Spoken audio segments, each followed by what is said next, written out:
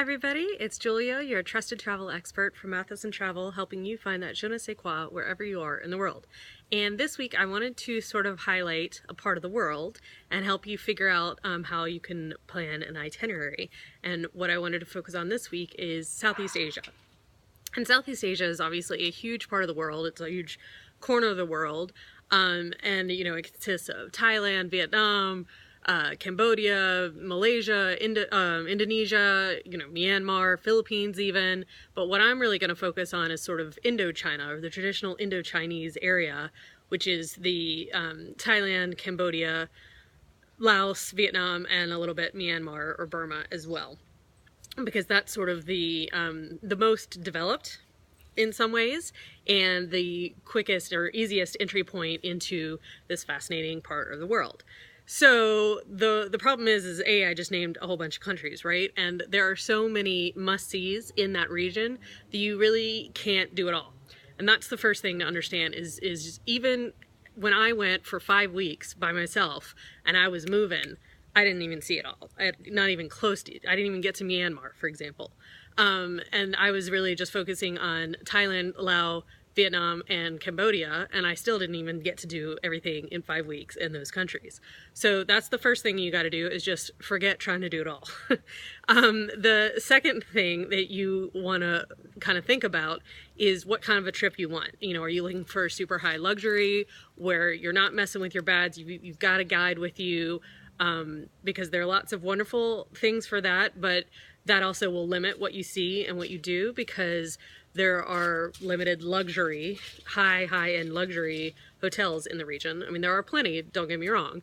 And there are some actually really wonderful trips to consider. For example, river cruising in this area is really popular. There's a wonderful trip down the Mekong with a couple different companies that offer it. And that sort of goes from Vietnam to Cambodia, that part of the Mekong. And you can combine that with some really good things, and there you've got a good 2 to 3 week trip that can be pretty high-end luxury, staying at gorgeous Sofitels, for example, and on a beautiful boat. The other river cruise that's really popular is up and down the Irrawaddy in Myanmar, and that's a really great way to get an entry into a country that's still really developing its tourism. It only just opened up to foreign tourists, I think 3 or 4 years ago. And that river cruise is definitely going to be a little bit more rustic, but still beautiful, and you'll get to see a good amount of that country easily without having to worry about doing it yourself. There are also some trips that sort of do an overview of the kind of major cities in the area, which is also an idea. But, this is also an area that you're really going to want to kind of get off the beaten track, because there is so much to see and there's so much interesting stuff to see. So that's something to take into consideration.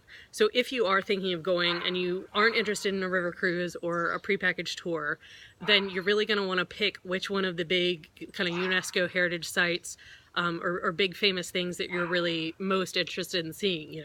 Is it Angkor Wat, the temples in Cambodia that are frankly the coolest thing I've ever seen practically, or is it Halong Bay, which is up in northern Vietnam, this amazing limestone, all these limestone karst islands in a bay, and it's just spectacularly gorgeous. It's outside of Hanoi, a couple hours out of Hanoi.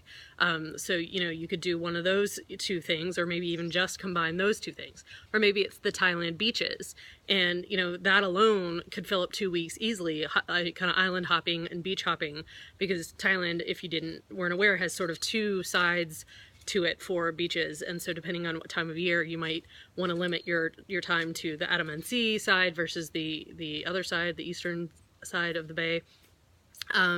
But the Thai beaches you could easily just fill up, or you could just focus on the hills up in northern Thailand, Chiang Mai, Chiang Rai, Laos, the hill towns of Vietnam, like I said, heading over towards Hanoi.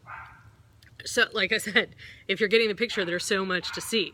Or another thing is just temples in Burma. I mean, that could easily fill up 2 weeks, seeing all the amazing temples in places like Bagan, or the lake there, which the name is escaping me. I still haven't been to Myanmar, and that's definitely something that is high on my list to see. So there's one thing though that I don't want you to forget about, and that's Laos. And that's that little landlocked country that's next to Vietnam, north of Thailand, and it sort of is a kind of backwards L-shaped, and it is just spectacular. It is the place where you see the most remnants of the French occupancy. Vietnam really, I mean, they still have a lot of French architecture in Vietnam, but as far as culture goes, they have eradicated a bit more than Laos has. But Laos also has amazing natural beauty from the Mekong, which also runs through Laos. Have beautiful waterfalls, high mountains, and a really strong Buddhist culture, so they have beautiful temples and stuff like that. So when you're thinking about Southeast Asia, there are so many places, and even when you just limit it to sort of the French-occupied countries of Cambodia, Vietnam, and Laos. Thailand was never occupied, by the way. That even just gives you so many places and ideas. And this is how a travel professional can help you. You know, I've been to these places, and after talking to you and getting an idea of what you want to do, I can help piece together an itinerary that will really fill all your buckets and check off all your must-dos. As long as you don't try and do it all, because if you try and do it all in 2 weeks, you will be exhausted and you won't like it. So that's it for this week. I'll talk to you next week. Bye bye.